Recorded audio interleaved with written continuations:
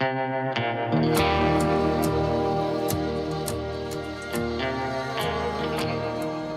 folks. This is Jeff Canada. This is my podcast called Behind the Song, where we nerd out all about songs. That's it, just the song.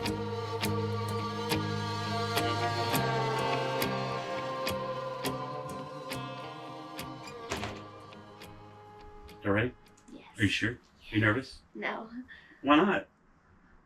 Am I not important enough for you to be nervous for? No. I just done so many podcasts and radio stuff. I'm just kidding. Hey guys, welcome to another episode of Behind the Song. This week I am setting in with one of my really good friends, one of my Padawans, one of my little homies, Payton Riley. What's up, Payton Riley? I'm doing good. How are you? I'm really glad I didn't call you Payton Howie. I'm kidding. How's life? It's been going pretty good. I've been playing a bunch of shows. I just started homeschool, so that's been very, very interesting and different. I've been playing a lot of band shows. I released a music video. I saw it. Who did the video? It was one of Dusty Mote's friends. Oh, cool. Yeah, he did something for him, and so it was really good work. So I was like, "Oh, I gotta have him do Fireflies." Yeah, Dusty's good people. Yes, he is. The reason I wanted to have you on about this song in particular, because I feel like you and I have a lot of history with this. I feel like this song is one of those songs that I was there from the beginning, like because you wrote it. And then, a week later, 2 weeks later, was Dusty It was less than a week, and then, you had me up on stage, and I had only, ran the song, twice, and I got up there and sang it. Let's tell everybody what happened. So, I was playing my release party for my live album last year, July of last year. Yes. And there had to be 25, 30 musicians in that room, right? Oh, yeah, definitely. Something like that, which is a huge, compliment to me, It means maybe I'm not complaining too much. And I talked to Payton Howie because she opened up for us and then she sang Whiskey Tears. No, that was she was just there. Or did she play with us? I can't remember. I know she got up on stage and sang Whiskey Tears. Yeah, for sure she definitely did. And I was like, man, I think I'm going to get Payton Riley on stage because there was 200 people there. And I was like, do you think I should tell her or just do it? And she's like, oh, you should definitely tell her. And I'm like, nah, I'm not going to tell her. And I really didn't know I was going to do it because a few things entered my mind, right? One is there's 25, 30 musicians out there and I'm going to get one. And sure enough, somebody's going to get upset. Mm-hmm. And so I was like, I kind of teeter-tottered with the decision at all. But then I was like, you know what? This is my show. And one of my favorite things to do is spotlight other artists. And I love you. And you're fantastic. Thank you. And I was like, you know what? I'm gonna get this girl up here and let her play this song in front of, a packed room. I mean, that room, 200 people in that room is a lot of people. Mm-hmm. Yeah, I was definitely very, very surprised. And I was I didn't even know what to sing. And I was looking at my mom and was like, oh my gosh, I don't know what I'm going to do. And then I just thought of that song and I didn't even explain to people what the song was about. I just went up there and sang it. I was shaking so bad because I was so nervous. I know. Because it looked like there was a ton of people out there. Whenever you're up on the stage, it's crazy. Yeah. Missed the best room. Oh yeah, definitely. I'll be there Sunday. I'll be there Sunday. Come to my show. Payton will be there. She'll be there, I promise. And then fast forward to Nashville. Mm-hmm. I was in Nashville doing some recording, and you were in Nashville trying out for American Idol. Mm-hmm. And I was at the local at a writer's round. Yes. And your mom texts me and is like, she's devastated. Yeah. And I was like, uh-oh, what happened? I don't remember exactly the conversation. And I was like, I think I said, bring her to me. Something like that. So bring her to me. Mm-hmm. And then next thing you know, y'all show up and you're crying. Yes. And my heart is like, oh, but inside I'm like, yes. I'm not going to lie. Outwardly, I was like, it'd be okay. Screw them. But mm-hmm. I was thinking that's probably the best thing that could happen to your career. Mm-hmm. Because and then you got aired on national television, you singing the song. Yes. So you got the perks of being on national television without the contract Mm-hmm. and without them owning you. Yes. And so to me, that's like the perfect situation. Oh yeah, definitely. You know? Yeah, so I had just left like the place that we were like everybody was doing American Idol at, and 30 minutes later my mom was like, "Okay, we're gonna go meet Jeff," and I was like, "No, I just want to sit in the hotel room," and she's like, "No," she's like, "Get dressed. We're going to the local and we're gonna meet Jeff," and then I got there and I was like kind of like still in shock, but I was just like really sad. Cause like, you know, all these thoughts are going through your head. You're like, oh, I'm not good enough, that kind of stuff. And then it really hit me when there were a bunch of Texas people there and they were like, oh, I know who you are. And I kind of like realization hit me that, oh, like all this happened for a reason. I'm exactly where I'm supposed to be. So you definitely cheered me up a lot because you were like, suck it up, you're fine. Yeah, and I was like, okay, I'm fine. Yeah. Like, you basically what you did is you went on a talent show and you lost out to other people that have probably all this talent. I mean, that's, and you don't know if vocally you're where you're going to be yet. You don't know what's going to happen. You're 15. You don't know what's going to happen with your voice. I mean, anything can happen over the next 3 or 4 years. Yeah. The more you mature, you know what I mean? And so it's fine. Screw them. And nobody likes Luke Bryan anyway. I love Luke Bryan. Okay, well, Payton Riley loves Luke Bryan. I'm just kidding. There's something negative. I'll edit that out. I won't edit that out. And then it aired. Mm-hmm. And so, how was that? Well, it was right after, so I had just gotten done with the show, and me and my mom were like running home trying to watch it. It was just me and her at the house. My dad and sister were at her softball tournament, and we had, like, I do not remember anything from what happened that day. Like, I kind of, like, just cut it out of my mind, so I didn't even know what was going to be shown on there. I didn't know, like, what I said or anything like that, so just like whenever like my little self showed up on TV, I was like in shock, and I didn't know because they can portray you in any kind of way, and so I didn't know like what the storyline would be. Like, they didn't give me any information, so I was just kind of like freaking out. And then whenever it was over, I was kind of like crying because I remembered all of it, and like they really portrayed me in like a good way and like did something really good with my song, and just like all the love and support that I got from boys who had gone through that with their girlfriends or girls with their boyfriends, was just like them reaching out to me or emailing me and being like, your song helped me so much. That really just like reminded me of why I'm doing this, is to be a light for other people and just to help them get through their hard times.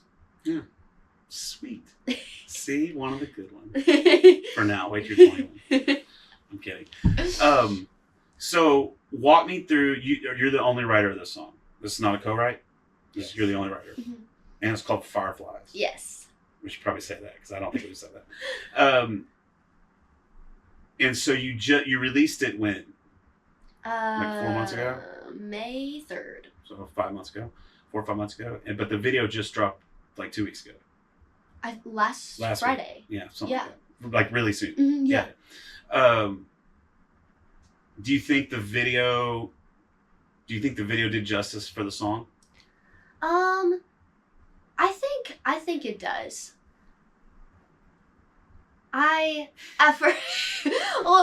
At first, cause you know, like you have this like whole vision for everything, and you just like, this is a song that like, it's one of my favorite songs that like I've written because it's like really close to my heart, and like it comes like from my heart, and it's one of like the most realist songs that I've ever written. And so you have all these like things in your head of what it's gonna be like, and it's just gonna be as magical as what you think your song is.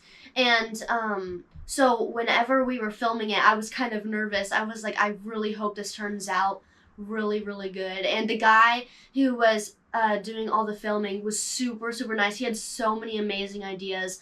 I really, really liked him. And then whenever I got the video back, I was super happy about how it turned out. Yeah, it's a good video. I like it a lot. You know, little cross. Yeah. Oh gosh. What does his girlfriend have to say about that? Oh, I love his girlfriend. She's absolutely amazing.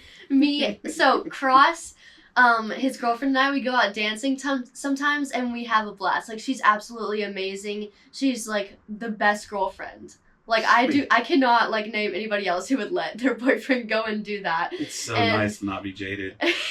Yeah, but filming the music video with him was definitely interesting because he's not really a country boy at heart. I had to make him whip out the boots. He does mostly like heavy metal stuff. Yeah. So he's like a brother to me, so it wasn't like awkward for us, but for my friend, so my friend was the other girl, and so for them, I was having a blast watching them because it was hilarious. But I just love that day. I had a blast, and I love how the video turned out. Good. Let's talk about writing process. So Okay. for this particular song, do you follow? So let's not talk about co-writes. Let's just talk about the songs that you write on your own. Do you follow? Do you have like a formula that you follow? Or do you write the music first? Do you write the lyrics first? Like what do you do when you start writing a song? It really just depends because sometimes, like whenever I'll be watching TV or hanging out with somebody and they tell me a story, I'll get an idea and they start jotting down words. Or one time I could just have a melody and I don't know the words yet and I'll record it in my voice memos and then I'll come up with a line and I'll add them together to see if it kind of fits how I want the words to be portrayed and if the melody kind of fits with that. And so it all really just depends. But for Fireflies, I had gone to a retreat in Memphis, and Grace Askew was putting it on, and she just showed us all these different ways to songwrite.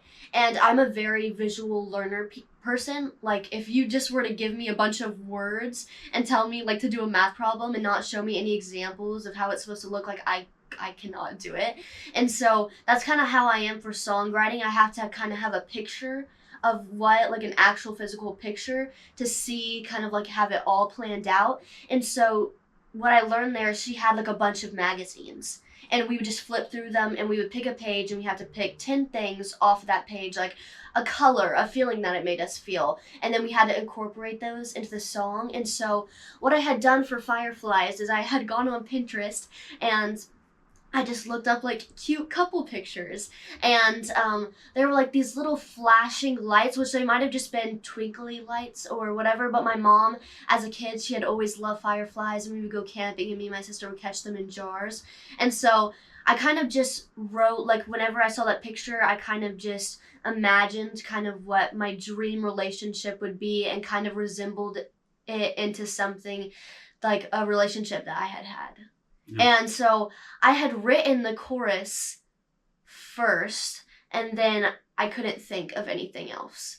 Like, I had tried to write the verse, a bridge, and I just could not do it. And so then I had the whole song together, and then I had this guy look over it, and he said, you need to take that part out and you need to change the melody here because the first verse and second verse, the melodies are completely off. And so I went back and I changed the words and I changed the melody. And then I remember I ran into my mom's room. She was getting ready and I ran to the bathroom and I played her the song.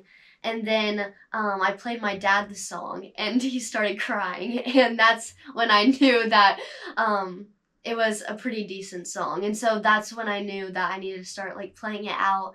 And then a lot of people started liking it.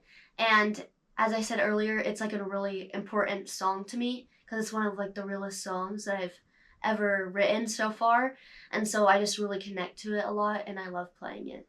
Yeah, it was one of those things. The first time I heard it live, I was in the crowd of my own show. And I was crying. Like it gave me tears. Like I was up there, and I think partly it's because I was so proud of you, and it was just like, man, I just got this girl. This because at 14 at the time, I don't think you were 15 yet. I think I was. Might have been 13. Yeah, maybe I can't 13. remember. But it was like this 13-year-old girl just got up on a stage without any preparation, without any, and that show would not have been as good as it was had you not done that. Like, I'm serious about that. And you know what's funny is I tell people all the time, out of all the accomplishments that I've done in my career, and this is a true story, I'm not blowing smoke up your skirt.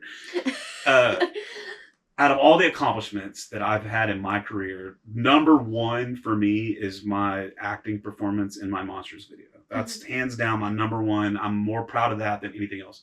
The second thing I'm most proud of in my career is bringing you up on that stage at that show.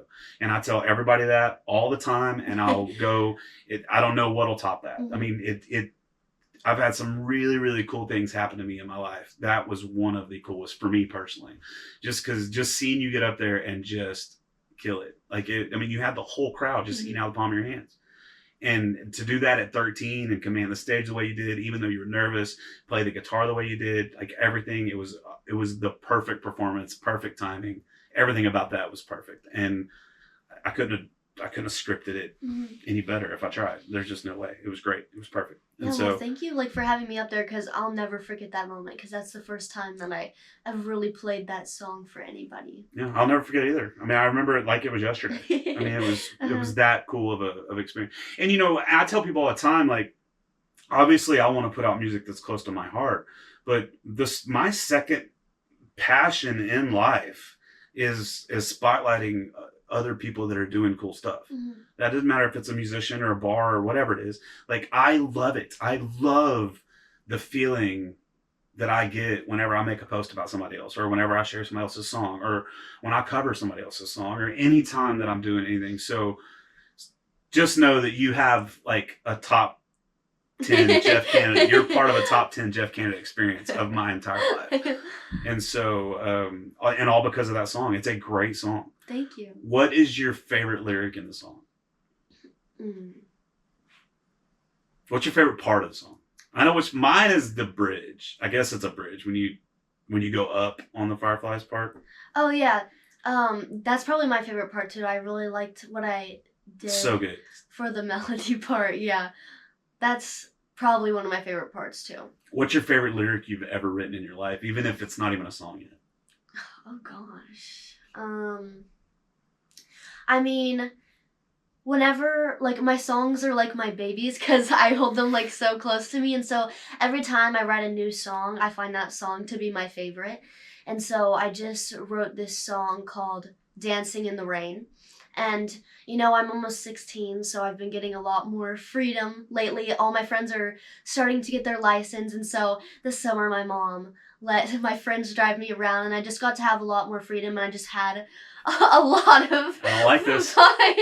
And so probably one of my favorite lines in that song is, "We've been dancing in the rain, two-stepping away, watching our cares flow down the drain." Nice. That's probably one of my favorite lines in that song. Yeah, it's awesome.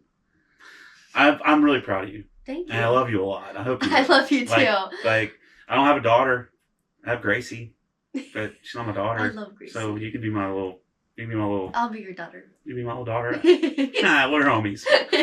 One of the things that I think is really, really cool about you is that, like, you went to Christian private school, and your parents are pretty religious. Yeah. And they know that I'm really not. And I'm vulgar, and I'm a lot.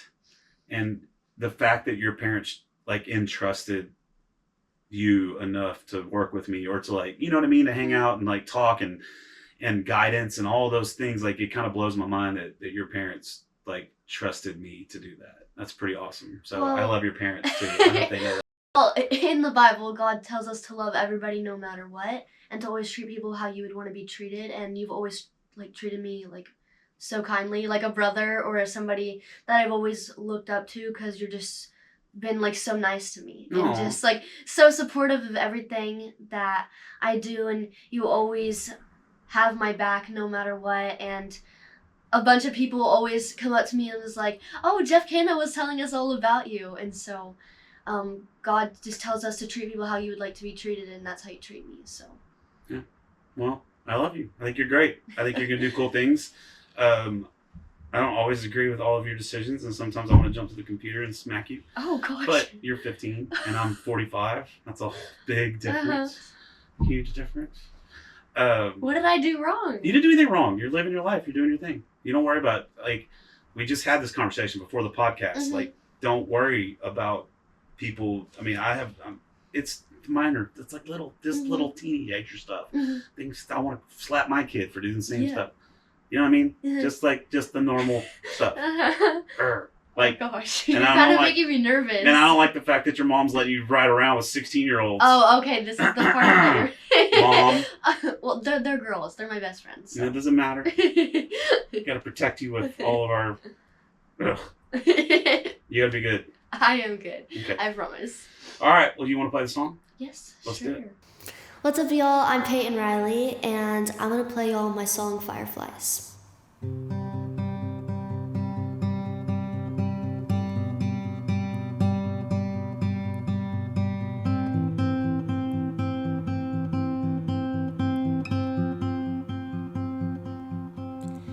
I admit it, I was scared. I've been hurt a bunch of times, couldn't leave the past behind. But this guy was the sweetest of his kind, and God knows he could have been mine. But I had to go and ruin it. All he wanted was fireflies dancing in the moonlight. His hand felt so good in mine. Two-stepping on the truck bed, four-wheel drive into sunset. Promise ring on my left finger said the diamonds only get bigger. Doesn't that sound like a perfect picture? Loved everyone, no matter what. His eyes sparkled in the sunlight, heart bigger than the sunrise. Went to church every single Sunday, pray to God on his worst days. How could I ever let him go? All he wanted was fireflies danced in the moonlight.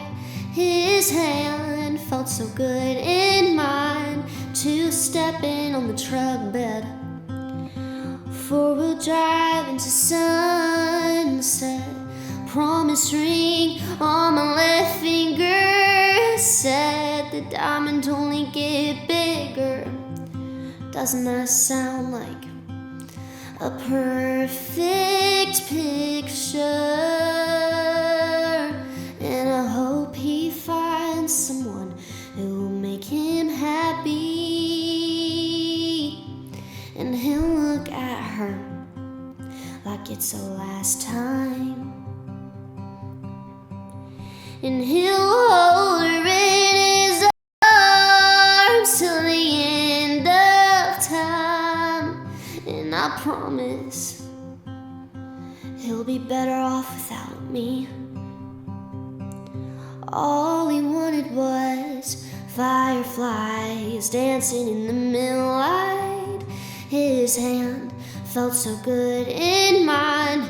Two-stepping on the truck bed, four-wheel drive to sunset. Promise ring on my left finger said the diamonds only get bigger. Doesn't that sound like a perfect picture?